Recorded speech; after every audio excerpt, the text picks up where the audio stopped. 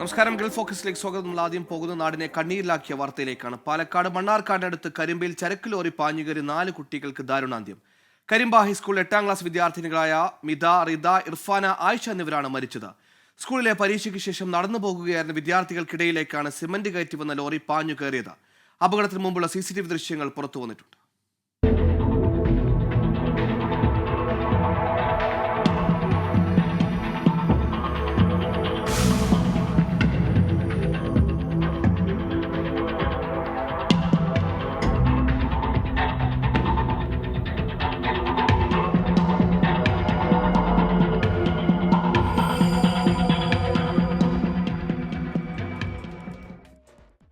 സംഭവസ്ഥലത്ത് നിന്ന് നിഖിൽ പ്രമേഷ് തയ്യാറാക്കിയ റിപ്പോർട്ടിലേക്ക്. അപകടമുണ്ടാക്കിയ ലോറി ഇവിടെ നിന്ന് നീക്കുന്ന നടപടികളാണ് നമ്മളിപ്പോൾ കണ്ടുകൊണ്ടിരിക്കുന്നത്. JCB ഉപയോഗിച്ച് ഇത് ഇവിടെ നിന്ന് നീക്കുന്നതിന് വേണ്ടിയിട്ടുള്ള ശ്രമങ്ങൾ നടത്തിക്കൊണ്ടിരിക്കുകയാണ്. ഇന്ന് വൈകുന്നേരം ഏതാണ്ട് 4 മണിയോടുകൂടിയാണ് നാടിന് നടുക്കി അപകടം ഉണ്ടാകുന്നത്. 4 കുട്ടികൾക്കാണ് ജീവൻ നഷ്ടമായത്. അതിൽ തന്നെ ഒരു കുട്ടിയുടെ ആ അമ്മയുടെ കൺമുന്നിൽ വെച്ചാണ് ഈ അപകടം ഉണ്ടായത് എന്നുള്ളതാണ് നമുക്ക് ഏറ്റവും അധികം വേദന നൽകുന്ന കാര്യം. ഈ അപകടം ഉണ്ടായത് നമുക്കറിയാം, പാലക്കാട് ഭാഗത്തു നിന്ന് വരികയായിരുന്ന ഈ ലോറിയാണ് അപകടമുണ്ടാക്കിയത്. മണ്ണാർക്കാട് ഭാഗത്തു നിന്നും ഒരു ലോറി വന്നിരുന്നു. ഈ 2 ലോറികളും തമ്മിൽ ആദ്യം കൂട്ടിയിടിക്കുന്നു. പിന്നീട് പാലക്കാട് ഭാഗത്ത് നിന്ന് വരികയായിരുന്ന ഈ ലോറി കുട്ടികളുടെ മേലേക്ക് പാഞ്ഞു കയറുകയും ഈ ലോറി ഇപ്പുറത്തേക്ക്, അതായത് ഈ വീടിൻ്റെ ഭാഗത്തേക്ക് മറയുകയുമായിരുന്നു. കുട്ടികളൊക്കെ തന്നെ അതിനുള്ളിൽ അകപ്പെടുന്നൊരു സാഹചര്യമാണ് ഉണ്ടായത്. അങ്ങനെയാണ് ഈ 4 കുട്ടികൾക്കും ജീവൻ നഷ്ടമായത്. 3 പേരെ ഇസാഫ് ആശുപത്രിയിലും അതോടൊപ്പം തന്നെ ഒരാളെ മദർ കെയർ ആശുപത്രിയിലുമാണ് പ്രവേശിപ്പിച്ചത്. പക്ഷെ അവിടെ എത്തിക്കുമ്പോഴേക്കും തന്നെ കുട്ടികളുടെ ജീവൻ നഷ്ടമായിരുന്നു.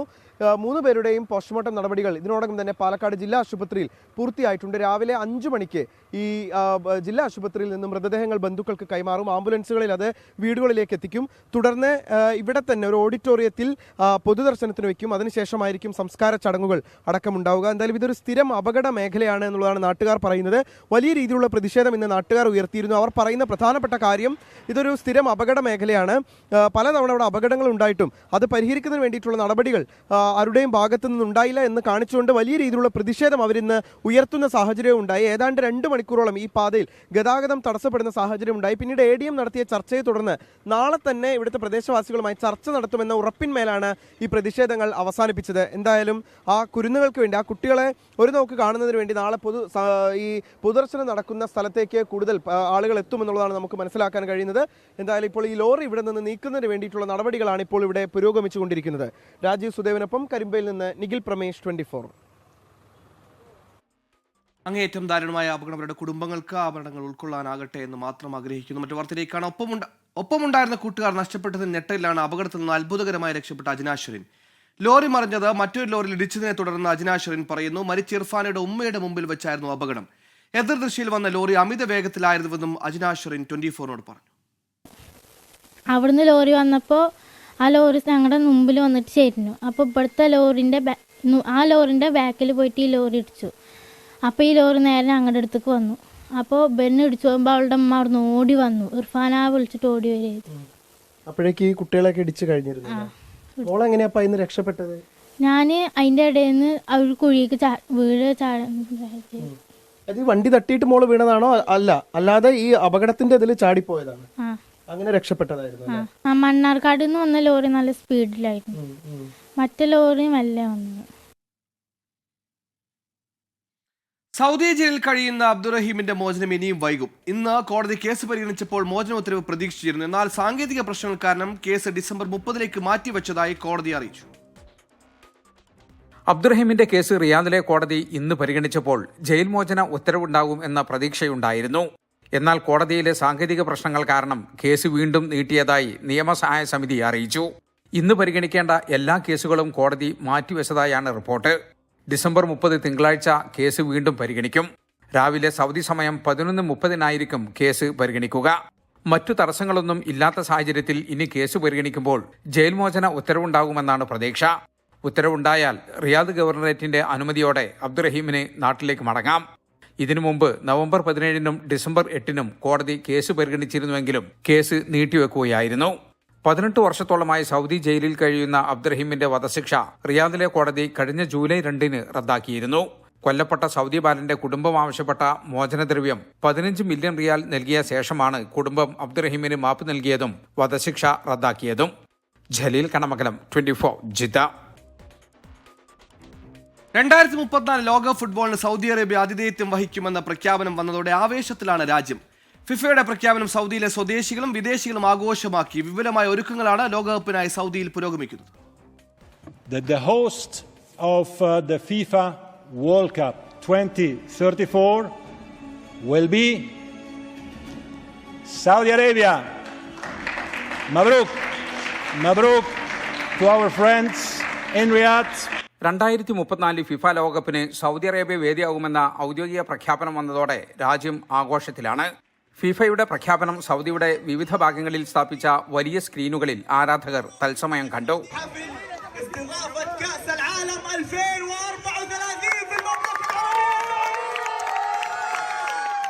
രാജ്യത്തിന്റെ പല ഭാഗങ്ങളിലും കരുമരുന്ന് പ്രയോഗവും ഡ്രോൺ ഷോയും ഉണ്ടായിരുന്നു. നാളെ പല നഗരങ്ങളിലും എയർ ഷോ ഒരുക്കിയിട്ടുണ്ട്. ആവേശത്തിലാണ് സൗദിയിലെ സ്വദേശികളും വിദേശികളും. നമ്മളൊക്കെ മൊത്തത്തിൽ എന്താണ് പറയുക, അടിച്ചു പൊളിക്കാൻ വേണ്ടി തീരുമാനിച്ചിരിക്കുന്ന 2034 വേൾഡ് കപ്പ് ഇവിടെ ഇപ്പോൾ ഔദ്യോഗിക പ്രഖ്യാപനം നടന്നു കഴിഞ്ഞു. അതിന്റെ ലൈവ് സ്ക്രീനും കാര്യങ്ങളൊക്കെയാണ്. മാത്രമല്ല നമ്മൾ പ്രവാസികൾ, ഇവിടുത്തെ സ്വദേശികളെ പോലെ തന്നെ പ്രവാസികളും ഏറ്റവും കൂടുതൽ സന്തോഷത്തോടെ വരവേൽക്കാൻ പോവുകയാണ് 2034 വേൾഡ് കപ്പ് എന്നുള്ളത്. ഇനിയും എന്താണ് പറയുക, നമുക്ക് ഈ ലാസ്റ്റ് ടൈം ഖത്തറിൽ വന്ന സമയത്ത് ഫ്ലൈറ്റ് ടിക്കറ്റ് എടുത്തിട്ട് പോയ ആളാണ് ഞാൻ. അപ്പോൾ ഇത് നമ്മുടെ സൗദിയിൽ തന്നെ വരുമെന്ന് പറഞ്ഞു കഴിഞ്ഞാൽ ഇത്രയും സന്തോഷമുള്ള ഒരു കാര്യം വേറെ ഇല്ലാന്ന് തന്നെ പറയാം. ആതിഥേയത്വം വഹിക്കാൻ മുന്നോട്ട് വന്ന മറ്റു രാജ്യങ്ങളെല്ലാം പിന്മാറിയതോടെ സൗദിയിൽ ലോകകപ്പിനുള്ള ഒരുക്കങ്ങൾ ആരംഭിച്ചിരുന്നു. ഒരുമിച്ച് മുന്നേറാം എന്നതാണ് മുദ്രാവാക്യം. 500-ൽ 419.8 എന്ന ചരിത്രത്തിലെ ഏറ്റവും വലിയ മൂല്യനിർണ്ണയ സ്കോറാണ് സൗദി നേടിയത്. 140-ലധികം രാജ്യങ്ങളുടെ പിന്തുണ സൗദിക്ക് ലഭിച്ചു. Riyadh, Khobar, Jeddah, Abha, NEOM എന്നീ 5 നഗരങ്ങളിലായിരിക്കും മത്സരങ്ങൾ. പുതുതായി നിർമ്മിക്കുന്ന 11 സ്റ്റേഡിയങ്ങൾ ഉൾപ്പെടെ 15 സ്റ്റേഡിയങ്ങളിലായിരിക്കും മത്സരങ്ങൾ നടക്കുക. റിയാദിൽ മാത്രം 8 സ്റ്റേഡിയങ്ങൾ. ഉദ്ഘാടനവും ഫൈനലും റിയാദിലെ കിങ് സൽമാൻ സ്റ്റേഡിയത്തിൽ നടക്കും. ഫിഫയുടെ ചരിത്രത്തിലെ ഏറ്റവും മികച്ച പതിപ്പായിരിക്കും സൗദിയിൽ നടക്കുകയെന്ന് സൗദി ഫുട്ബോൾ ഫെഡറേഷൻ പ്രതികരിച്ചു. 2034 ഫിഫ ലോകകപ്പ് സൗദിയിലായിരിക്കുമെന്ന ഔദ്യോഗിക പ്രഖ്യാപനം വന്നതോടെ വലിയ തോതിലുള്ള ആവേശത്തിലാണ് സ്വദേശികളോടൊപ്പം സൗദിയിലെ പ്രവാസികളും. ഇനി മുതൽ വലിയ തോതിലുള്ള ആഘോഷ പരിപാടികളാണ് സൗദിയിൽ നടക്കുന്നത്. ജലീൽ കണ്ണമംഗലം, 24, ജിദ്ദ. ഇന്ത്യയും ഖത്തറും തമ്മിൽ കൂടുതൽ മേഖലകളിൽ സഹകരണം ഉറപ്പാക്കുന്നതിനുള്ള സാധ്യതകൾ പരിശോധിച്ചു വരികയാണെന്ന് കേന്ദ്രമന്ത്രി ഹർദീപ് സിംഗ് പുരി. ഡൽഹിയിൽ ഖത്തർ ദേശീയ ദിനാഘോഷങ്ങളിൽ പങ്കെടുത്ത് സംസാരിക്കുകയായിരുന്നു അദ്ദേഹം. ഊർജ്ജ മേഖലയ്ക്ക് പുറമെ വിവിധ മേഖലകളിൽ ഉഭയകക്ഷി ബന്ധം മെച്ചപ്പെടുത്തേണ്ടത് പ്രധാനമാണ്. ഇന്ത്യയും ഖത്തറും തമ്മിലുള്ള പങ്കാളിത്തം സുസ്ഥിരമായി വളരുകയാണെന്നും ചരിത്രപരമായ ബന്ധങ്ങളും ഭരണകൂടങ്ങൾക്കിടയിലെ ഇടപെടലുകളും ഇതിന് ശക്തി പകരുമെന്നും ഹർദീപ് സിംഗ് പുരി പറഞ്ഞു. സിറിയയിൽ നയതന്ത്ര കാര്യാലയം തുറക്കുമെന്ന ഖത്തർ. പ്രസിഡന്റ് ബഷർ അസദ് അധികാരത്തിൽ നിന്ന് പുറത്തായി രാജ്യം വിട്ടതിന് പിന്നാലെയാണ് നടപടി. വിദേശകാര്യ മന്ത്രാലയ വക്താവും പ്രധാനമന്ത്രിയുടെ ഉപദേഷ്ടാവുമായ ഡോക്ടർ മാജിദ് ബിൻ മുഹമ്മദ് അൽ അൻസാരിയാണ് ഇക്കാര്യം അറിയിച്ചത്. ആഭ്യന്തര സംഘർഷങ്ങൾ രൂക്ഷമായതിന് പിന്നാലെ 2011-ലാണ് ദമസ്കസിലെ ഖത്തർ എംബസി പ്രവർത്തനം നിർത്തിയത്. അതിനുശേഷം ആദ്യമായാണ് രാജ്യത്തിന്റെ നയതന്ത്ര കാര്യാലയം വീണ്ടും തുറക്കാൻ ഖത്തർ തീരുമാനിക്കുന്നത്. ഖത്തറിൽ 2025 സാമ്പത്തിക വർഷത്തിൽ ബജറ്റിൽ പ്രതീക്ഷിക്കുന്ന വരുമാനം 197 ബില്യൺ റിയാലാണെന്ന് ധനമന്ത്രി Ali bin Ahmed Al Kuwari. മുൻ വർഷത്തെ ബജറ്റ് വരുമാനവുമായി താരതമ്യപ്പെടുത്തുമ്പോൾ ഇത് 2% കുറവാണ്. ബജറ്റിന്റെ 20% ആരോഗ്യ വിദ്യാഭ്യാസ മേഖലകൾക്കായാണ് വകയിരുത്തിയത്. ബാരലിന് $60 എന്ന ശരാശരി എണ്ണവില തുടരുന്നതിനാൽ എണ്ണവാതക വരുമാനം കണക്കാക്കുന്നതിൽ രാജ്യം യാഥാസ്ഥിതിക സമീപനം തുടരുകയാണെന്ന് ധനമന്ത്രി പറഞ്ഞു. ഈ സമീപനം സാമ്പത്തിക വഴക്കം വർദ്ധിപ്പിക്കുകയും ചെലവുകളിൽ സ്ഥിരത ഉറപ്പാക്കുകയും ചെയ്യും. 2025-ലെ പ്രതീക്ഷിക്കുന്ന എണ്ണവാതക വരുമാനം 154 ബില്യൺ റിയാലാണ്. അതേസമയം 2024 ബജറ്റിലെ എണ്ണ പ്രകൃതിവാതക വരുമാനം 159 ബില്യണായിരുന്നു. 3.1% കുറവ്. 2025-ലെ എണ്ണ ഇതര വരുമാനം 43 ബില്യൺ റിയാലായിരുന്നത് 2025-ലും മാറ്റമില്ലാതെ തുടരുമെന്നും മന്ത്രി വ്യക്തമാക്കി. 210.2 ബില്യൺ ഖത്തർ റിയാലാണ് 2025-ൽ മൊത്തം ചെലവുകൾ പ്രതീക്ഷിക്കുന്നത്. 2024-നെ അപേക്ഷിച്ച് 4.6% വർധനവ്. എന്നാൽ 13.2 ബില്യൺ റിയാലിന്റെ ബജറ്റ് കമ്മി പരിഹരിക്കാൻ ആവശ്യമായ ധനസഹായം നൽകുമെന്നും മന്ത്രി വ്യക്തമാക്കി. ആരോഗ്യ വിദ്യാഭ്യാസ മേഖലകൾക്കുള്ള ബജറ്റ് വിഹിതം 41.4 ബില്യൺ റിയാലാണെന്നും ഇത് മൊത്തം ബജറ്റിന്റെ 20% വരുമെന്നും പൊതുസേവന നിലവാരം മെച്ചപ്പെടുത്തുന്നതിനുള്ള ഖത്തറിന്റെ പ്രതിബദ്ധതയാണ് ഇത് സൂചിപ്പിക്കുന്നതെന്നും അദ്ദേഹം പറഞ്ഞു. വാണിജ്യവും വ്യവസായവും ഗവേഷണവും നവീകരണവും ടൂറിസം, ഡിജിറ്റൽ പരിവർത്തനം, വിവര സാങ്കേതിക വിദ്യ തുടങ്ങിയ തന്ത്രപ്രധാന മേഖലകൾക്ക് പിന്തുണ നൽകുന്നതിന് കാര്യമായ വിഹിതം 2024 അപേക്ഷിച്ച് 25-ൽ 5% വർദ്ധിപ്പിച്ചിട്ടുണ്ട്. 67.5 ബില്യൺ റിയാലാണ് ഈ വിഹിതത്തിൽ പ്രതീക്ഷിക്കുന്നത്. അൻവർ പാലേരി, 24 ദോഹ. ഖത്തറിലെ tea time group manager Perinthalmanna Elamkulam സ്വദേശി മുഹമ്മദ് ഷിബിലി പാലങ്ങളിൽ ഹൃദയാഘാതത്തെ തുടർന്ന് ദോഹയിൽ നിര്യാതനായി. 42 വയസ്സായിരുന്നു. ഇന്ന് രാവിലെ വീട്ടിൽ വെച്ചാണ് ഹൃദയാഘാതമുണ്ടായത്. അഹമ്മദ് ആശുപത്രിയിൽ എത്തിച്ചെങ്കിലും രക്ഷിക്കാനായില്ല. അഹമ്മദ് ആശുപത്രി മോർച്ചയിൽ സൂക്ഷിച്ചിരിക്കുന്ന മൃതദേഹം നടപടിക്രമങ്ങൾ പൂർത്തിയാക്കി നാട്ടിലേക്ക് കൊണ്ടുപോകും. ഗൾഫ് ഫോക്കസ് തുടർന്നു. ഡി ഗുഗേഷ് ഇന്ത്യയുടെ കരുത്തൻ.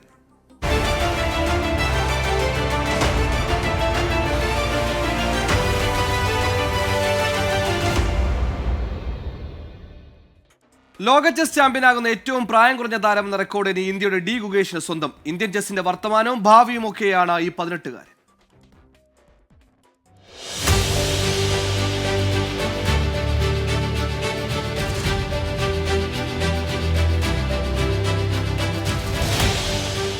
ടൊറന്റോയിലെ ഇന്ത്യൻ ഭൂകമ്പം. ലോക ചാമ്പ്യനെ നേരിടാനുള്ള എതിരാളിയെ കണ്ടെത്താനുള്ള പോരാട്ടത്തിൽ വമ്പന്മാരെയെല്ലാം വെട്ടിനിരത്തി ഒരു 17-കാരൻ ജേതാവായപ്പോൾ ചെസ് ഇതിഹാസം ഗാരി കാസ്പറോവ് ആശ്ചര്യത്തോടെ പറഞ്ഞ വാക്കുകൾ. 4 പതിറ്റാണ്ട് മുമ്പ് ഗാരി കാസ്പറോവ് തന്റെ 22-ാം വയസ്സിൽ കുറിച്ച റെക്കോർഡ് കൂടിയായിരുന്നു അവൻ പഴങ്കഥയാക്കിയത്. കാസ്പറോവിന്റെ മറ്റൊരു റെക്കോർഡിനു കൂടി ഇന്ന് ഇളക്കം തട്ടിയിരിക്കുന്നു. ഏറ്റവും പ്രായം കുറഞ്ഞ ലോക ചാമ്പ്യൻ. 1985-ൽ കാർപ്പോവിനെ തോൽപ്പിച്ച കാസ്പറോവ് ലോക ചാമ്പ്യനാകുമ്പോൾ വയസ്സ് 22. ഡിംഗ്ലറിനെ വീഴ്ത്തി ഡി ഗുഗേഷ് ചതുരംഗപ്പലകിലെ പുതിയ രാജാവാകുമ്പോൾ കൗമാരപ്രായം കടന്നിട്ടില്ല.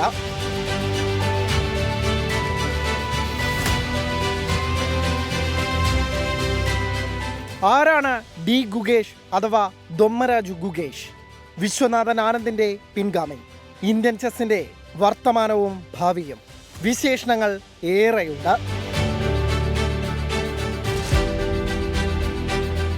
7-ാം വയസ്സിലായിരുന്നു ഗുഗേഷിന്റെ ചെസ് ബോർഡിലെ കരുനീക്കങ്ങളുടെ തുടക്കം.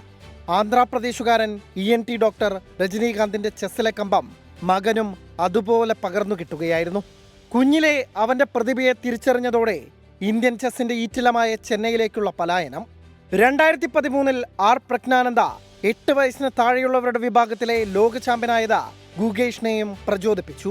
ചെസ്സിൽ ഒന്നുകൂടി ശ്രദ്ധയൂന്നി.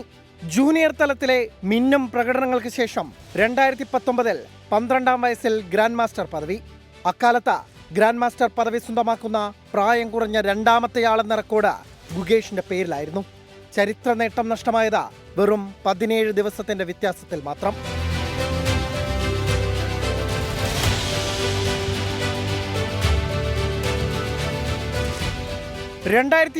ൽ ചെന്നൈ വേദിയായ ലോക ചെസ് ഒളിമ്പ്യാഡിലാണ് ഗുഗേഷിന്റെ ക്ലാസ് ലോകമറിഞ്ഞത്. 8-ൽ 8 ഗെയിമും ജയിച്ച അന്നത്തെ ലോക 1-ാം നമ്പർ ഫാബിയാനോ കരുവാനയെ അടക്കം തോൽപ്പിച്ച വ്യക്തിഗത ചാമ്പ്യനുള്ള സ്വർണ്ണപ്പതക്കം സ്വന്തമാക്കി.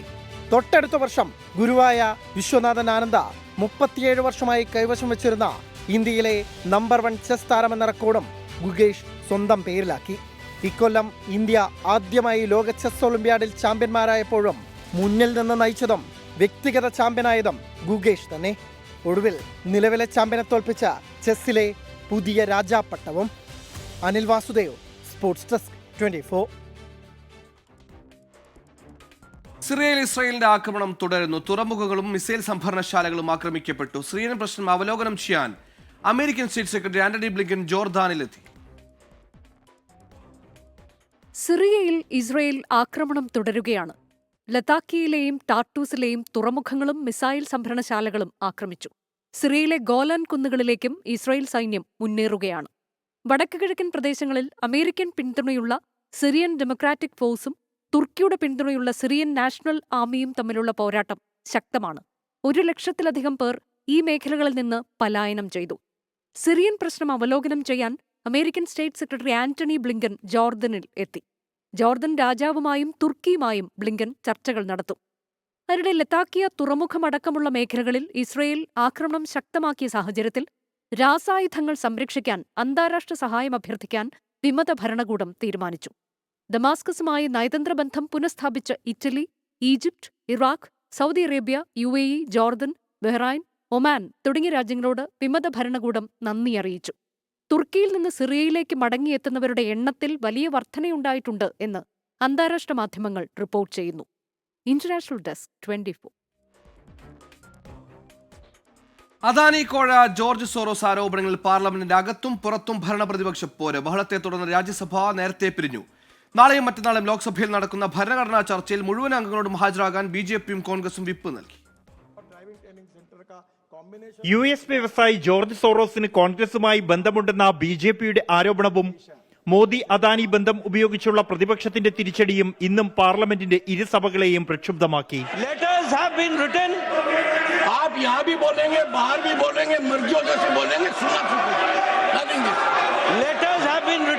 രാജ്യസഭാ അധ്യക്ഷൻ ജഗ്ദീപ് ധങ്കറിനെതിരായ അവിശ്വാസ പ്രമേയത്തിൽ ഇന്നും പ്രതിപക്ഷത്തിനെതിരെ കേന്ദ്രമന്ത്രി JP നദ്ദ രംഗത്തെത്തി.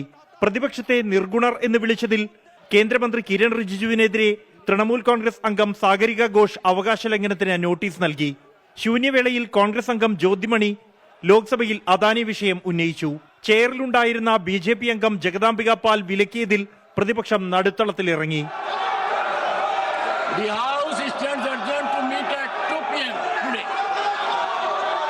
ബഹളത്തെ തുടർന്ന് ഇരുസഭകളും തടസ്സപ്പെട്ടു.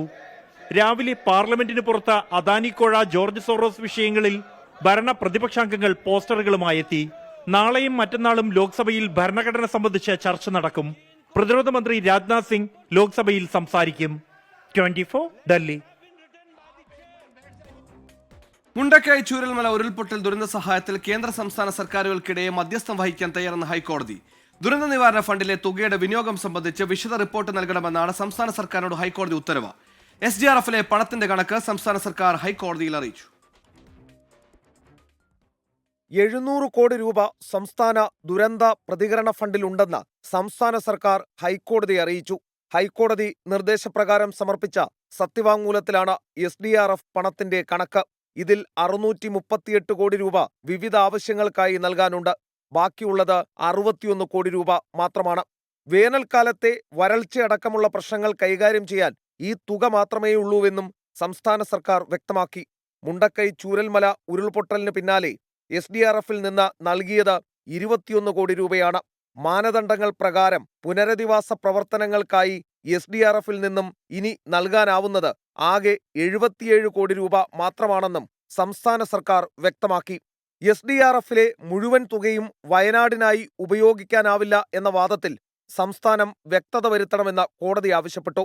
സർക്കാരിന്റെ നിലവിലെ ഉത്തരവുകൾ അനുസരിച്ച് നൽകാനുള്ള തുകയാണ് SDRFൽ ബാക്കിയുള്ളതെന്ന് കേന്ദ്രത്തെ ബോധ്യപ്പെടുത്തണം. SDRF കാലിയാണെന്ന കാര്യം കണക്കുകൾ വെച്ച് കേന്ദ്രത്തെ അറിയിക്കണം. പുനരധിവാസത്തിനായി തുറന്ന മനസ്സോടെ കേന്ദ്ര സർക്കാർ കേരളത്തെ സഹായിക്കണം. ഇരു സർക്കാരുകളും തമ്മിലുള്ള തർക്കത്തിൽ മധ്യസ്ഥത വഹിക്കാനാണ് ഉദ്ദേശിക്കുന്നതെന്നും കോടതി കൂട്ടിച്ചേർത്തു. സംസ്ഥാന ദുരന്ത നിവാരണ ഫണ്ടിലെ തുകയുടെ വിനിയോഗം സംബന്ധിച്ച് വിശദമായ റിപ്പോർട്ട് സമർപ്പിക്കാൻ റവന്യൂ പ്രിൻസിപ്പൽ സെക്രട്ടറിക്ക് നിർദ്ദേശം നൽകിയ ഹൈക്കോടതി വിഷയം ഈ മാസം 18-ന് വീണ്ടും പരിഗണിക്കാനായി മാറ്റി. എസ് ശ്രീകാന്ത്, 24, കൊച്ചി. ഫോക്കസ് തുടരുന്നു. സംസ്ഥാനത്തെ ക്ഷേമ പെൻഷൻ തട്ടിപ്പിൽ തുക തിരിച്ചുപിടിക്കാൻ സർക്കാർ നടപടി ആരംഭിച്ചു. അനർഹർ കൈപ്പറ്റിയ ക്ഷേമ പെൻഷൻ 18% പിഴ പലിശ സഹിതം ഈടാക്കും. പെൻഷൻ കൈപ്പറ്റിയ സർക്കാർ ജീവനക്കാർക്കെതിരെ അച്ചടക്ക നടപടി എടുക്കാനും തീരുമാനിച്ചു. തുടർ നടപടികൾ സ്വീകരിക്കാൻ പഞ്ചായത്ത് ഡയറക്ടർ, നഗരകാര്യ ഡയറക്ടർ എന്നിവരെ ചുമതലപ്പെടുത്തി. അഡീഷണൽ ചീഫ് സെക്രട്ടറിയാണ് ഉത്തരവിറക്കിയത്. ക്ഷേമ പെൻഷൻ തട്ടിപ്പ് സംബന്ധിച്ച വാർത്ത 24 ആണ് പുറത്തുകൊണ്ടുവന്നത്. മുണ്ടക്കൈ ചൂരൽമല ഉരുൾപൊട്ടൽ ദുരന്തബാധിതരുടെ പുനരധിവാസവുമായി ബന്ധപ്പെട്ട് സഹായ വാഗ്ദാനം ചെയ്തവരുമായി ചർച്ച നടത്തുമെന്ന് റവന്യൂ മന്ത്രി കെ രാജൻ. വീട് നിർമ്മിച്ച് നൽകാമെന്ന് കർണാടക സർക്കാരിന്റെ കത്തിന് മുഖ്യമന്ത്രി മറുപടി നൽകുമെന്നും കെ രാജൻ പറഞ്ഞു. കയ്യിലുണ്ടായിരുന്ന പണം സർക്കാർ എന്ത് ചെയ്തെന്ന് പ്രതിപക്ഷ നേതാവ് VD സതീശൻ ചോദിച്ചു. അതിനിടെ VD സതീശന് മറുപടിയുമായി CPIM കേന്ദ്ര കമ്മിറ്റി അംഗം ഡോക്ടർ TM തോമസ് ഐസക് രംഗത്തെത്തി. പുനരധിവാസം ബോധപൂർവ്വം വൈകിക്കുന്നില്ല, ഭൂമി ഏറ്റെടുക്കലിന് തടസ്സങ്ങളുണ്ടെന്നും തോമസ് ഐസക് പറഞ്ഞു. സാങ്കേതികമായി എന്താണ് പ്രശ്നം എന്നുള്ളത് നമുക്ക് നോക്കാം. ഇപ്പോൾ വന്ന കത്തിന് ബഹുമാനപ്പെട്ട മുഖ്യമന്ത്രി തന്നെ മറുപടി നൽകുന്നുണ്ട്. ഭൂമി വയനാട്ടിൽ ലഭ്യമാകാനുള്ള, ഒരുമിച്ചു താമസത്തിന് ലഭ്യമാകാനുള്ള ചില പ്രയാസങ്ങളാണ്. കർണാടക മുഖ്യമന്ത്രിയോട് എല്ലാ തീരുമാനങ്ങളോടും കൂടി അങ്ങയുടെ ഗവൺമെൻറ്റിൻ്റെ നടപടിക്രമങ്ങളോട് ഞങ്ങൾക്ക് നന്ദിയുണ്ടെന്നും തുടർന്ന് ആ കാര്യത്തിൽ അവരുടെ സഹകരണം ആവശ്യമാണെന്നും ഏതെങ്കിലും കമ്മ്യൂണിക്കേഷൻ ഗ്യാപ്പ് ഉണ്ടെങ്കിൽ അതൊരു സാങ്കേതികത്വമാണെന്ന് കരുതി ഇതിനോട് സഹകരിക്കണമെന്നാണ് അഭ്യർത്ഥന. സ്ഥലം എടുത്തു തരുന്നില്ല. അപ്പോൾ സ്ഥലം എടുക്കുന്നതിനെ കുറിച്ചുള്ളൊരു നെഗോസിയേഷനോ വേണ്ട രീതിയിലുള്ള ഗൗരവതരമായ ചർച്ചയോ നടത്താതെ അത് വ്യവഹാരത്തിലേക്ക് കൊണ്ട് ഞങ്ങൾ സർവകക്ഷി യോഗത്തിൽ മുന്നറിയിപ്പ് കൊടുത്താണ്. ഒരു കാരണവശാലും ഇത് വ്യവഹാരങ്ങളിലേക്ക് പോകരുത്. സർക്കാർ വളരെ ബുദ്ധിപൂർവ്വമാണ് ഇത് കൈകാര്യം ചെയ്യേണ്ടിയിരുന്നത്. പക്ഷേ ആ നയം ഉണ്ടായിരുന്നില്ല. പണം കിടക്കുന്നതുകൊണ്ട് അയ്യോ ഉണ്ട് വെറുതെ കിടക്കുകയാണ്, വെറുതെ കിടക്കുന്നതല്ല, കമ്മിറ്റിയുടെ പണമാണ്. അവിടുത്തെ ദുരിതാശ്വാസം മുഴുവൻ ചെയ്തു, ഏറ്റവും നന്നായിട്ട്. ഇനി അടുത്തത് എന്താ? അവിടുത്തെ ഭൂമി ഏറ്റെടുക്കണം. ഭൂമി ഏറ്റെടുക്കുമ്പോൾ നമ്മൾ കണ്ടുവച്ചിട്ടുള്ള ഏറ്റവും അടുത്തുള്ള ഭൂമി, ആ ഭൂമി എസ്റ്റേറ്റുകളുടെയാണ്. അവർ കോടതിയിൽ പോയിരിക്കുന്നു. സർക്കാരിൻ്റെ പ്രയർ ഇവരുടെ ഭൂമിയാണെന്ന് വിധിച്ചാൽ കോടതി കാശ് കെട്ടി വെച്ചേക്കാൻ കോടതി കൊടുത്തോ? തർക്കം പരിഹരിക്കാൻ ചേർന്ന മുഷാവറ യോഗത്തിലെ പൊട്ടിത്തെറിക്ക് പിന്നാലെ സമസ്തയിൽ കലഹം അതിരൂക്ഷം. ഉമർ ഫൈസി മുക്കം നടത്തിയ കള്ളൻ പരാമർശത്തിൽ പ്രതിഷേധിച്ച് മുഷാവറ യോഗത്തിൽ നിന്ന് അധ്യക്ഷൻ മുഹമ്മദ് ജിഫ്രി മുത്തുക്കോയ തങ്ങൾ ഇറങ്ങിപ്പോയെന്ന് നേതാക്കൾ സ്ഥിരീകരിച്ചു. ഉമർ ഫൈസി മുക്കത്തിനെതിരെ നടപടി വേണമെന്ന ആവശ്യം സമസ്തയിലെ മുസ്ലിം ലീഗ് അനുകൂലികൾ ശക്തമാക്കുകയാണ്. മുഷാവറ യോഗത്തിൽ ഉമർ ഫൈസി അടക്കമുള്ളവർക്കെതിരെ നടപടി വേണമെന്ന് ലീഗ് അനുകൂലികൾ ആവശ്യപ്പെട്ടിരുന്നെങ്കിലും അതുണ്ടായില്ല. നേതൃത്വത്തെ സമ്മർദ്ദത്തിലാക്കി നടപടിയെടുപ്പിക്കാനാണ് ഇവരുടെ ശ്രമം. യോഗത്തിൽ മുഷാവറ അംഗങ്ങൾക്ക് നേരെ ഉമർ ഫൈസി കള്ളൻ പരാമർശം നടത്തിയെന്നും ഇതിനു പിന്നാലെ ജിഫ്രി തങ്ങൾ ഇറങ്ങിപ്പോയെന്നും ഡോക്ടർ ബഹാവുദ്ദീൻ നദ്വി. നുണയന്മാർ പറഞ്ഞൊന്നും എനിക്ക് അംഗീകരിക്കാൻ പറ്റില്ല. അവർ പറഞ്ഞാൽ നിങ്ങൾ പറഞ്ഞാൽ ഞാൻ ചെയ്യൂല എന്ന് പറഞ്ഞു. ഈ മുഷാവറയിലുള്ള എല്ലാ മെമ്പർമാരെയും കള്ളന്മാർ എന്ന പദത്തിൽ അദ്ദേഹം ഉൾക്കൊള്ളിച്ച് പറഞ്ഞു. അപ്പോൾ തങ്ങൾ എണീറ്റിട്ട് ഈ കള്ളന്മാരെ ഞാനും പെടുമല്ലോ, ഇനി ഞാൻ ഇവിടെ ഇരിക്കുന്നത് ശരിയല്ല എന്നുകൊണ്ട് തങ്ങൾ ഇറങ്ങിപ്പോവുകയാണ് ചെയ്തു. നിങ്ങൾ യോഗം നടത്തിക്കോളി എന്നും പറഞ്ഞുകൊണ്ട് തങ്ങൾ പുറത്തേക്ക് പോയി. എന്നാൽ ബഹാവുദ്ദീൻ നദ്വി തെറ്റിദ്ധരിപ്പിക്കുകയാണെന്നും താൻ ജിഫ്രി തങ്ങളെയോ മുഷാവറ അംഗങ്ങളെയോ അധിക്ഷേപിച്ചിട്ടില്ലെന്നും ഉമർ ഫൈസി മുക്കം. പള്ളി ചെന്ന് നോക്കുമ്പോൾ കുട്ടികൾ കാണിച്ചിരുന്ന ഇതാണ് ഏത് അവിടെ കശപിച്ചുണ്ടാകും. എന്താ പൊട്ടി എന്താ പറഞ്ഞാല് പൊട്ടിത്തറി എന്ന് പറഞ്ഞു. പൊട്ടിത്തെറിഞ്ഞ അവിടെ പടക്കം കൊണ്ടുവന്ന് പൊട്ടിച്ച മാതിരി ഉണ്ട് പറഞ്ഞിട്ടാല്. എന്താ ഒന്നും ഉണ്ടായില്ല. അത് പറയേണ്ട ആളത് പറഞ്ഞല്ലോ. സമാധാനത്തോടെ കഴിഞ്ഞു. പിന്നെ കുഴപ്പമുണ്ടാക്കുക. എന്നാൽ പുതിയ സംഭവ വികാസങ്ങളോടെ ഉമർ ഫൈസി മുക്കത്തിനെതിരെയുള്ള നീക്കങ്ങൾ കടുപ്പിക്കുകയാണ് സംസ്ഥയിലെ മുസ്ലിം ലീഗ് അനുകൂലികൾ. ഉമർ ഫൈസിയെ പോലെയുള്ള ഒരു വ്യക്തിയെക്കുറിച്ച് നിങ്ങൾ അങ്ങനെ ചോദിക്കണമെങ്കിൽ ആ ചോദ്യത്തിൽ തന്നെ അദ്ദേഹത്തിന്റെ അപക്വമായ ചില പെരുമാറ്റങ്ങൾ ഉണ്ട് എന്ന് നമുക്ക് ഊഹിക്കാവുന്നതേ ഉള്ളൂ. അവിടെ അങ്ങനെ ഒരു വ്യംഗ്യമായെങ്കിലും അല്ലെങ്കിൽ ഇനി എങ്ങനെയാണെങ്കിലും അദ്ദേഹം അങ്ങനെ പ്രയോഗം നടത്തിയത് ഖേദകരമായി പോയി എന്നാണ് എൻ്റെ അഭിപ്രായം. ഒരിക്കലും അങ്ങനെ ചെയ്യാൻ പാടില്ല. കാരണം അത് സമസ്തയുടെ ക്രെഡിറ്റിനെ ബാധിക്കും. ഇക്കാലം അത്രയും സമസ്ത പുലർത്തിപ്പോകുന്ന അന്തസ്സിനെ ബാധിക്കും. മുസ്ലിം ലീഗ് സമസ്ത സമവായ ചർച്ചയ്ക്ക് പിന്നാലെ സമസ്ത യോഗവും വാഗ്വാദത്തിൽ കലാശിച്ചത് സമസ്ത നേതൃത്വത്തെ കൂടുതൽ സമ്മർദ്ദത്തിലാക്കുന്നുണ്ട്. 24 കോഴിക്കോട്. ഹ്യൂമൻ റൈറ്റ്സ് ഫോറം മാധ്യമ പുരസ്കാരം 24 മികച്ച റിപ്പോർട്ടറുകളുടെ പുരസ്കാരത്തിന് 24 ചീഫ് റിപ്പോർട്ടർ അലക്സ മുഹമ്മദ് അർഹാനായി. തിരുവനന്തപുരം കഴക്കൂട്ടത്തൊന്നും കാണാതായ 13കാരിയെ കണ്ടെത്താൻ നടത്തിയ ഇടപെടലിനാണ് പുരസ്കാരം. ഈ മാസം 15-ന് കൊച്ചി പെരുമ്പാവൂർ NSS ഹാളിൽ നടക്കുന്ന മനുഷ്യാവകാശ ദിന ചടങ്ങിൽ ഹൈക്കോടതി ജസ്റ്റിസ് N നഗരേഷ് പുരസ്കാരം സമ്മാനിക്കും. ഇതോടെ ഗൾഫ് ഫോക്കസ് പൂർണ്ണമാകുന്നു. നന്ദി, ശുഭരാത്രി.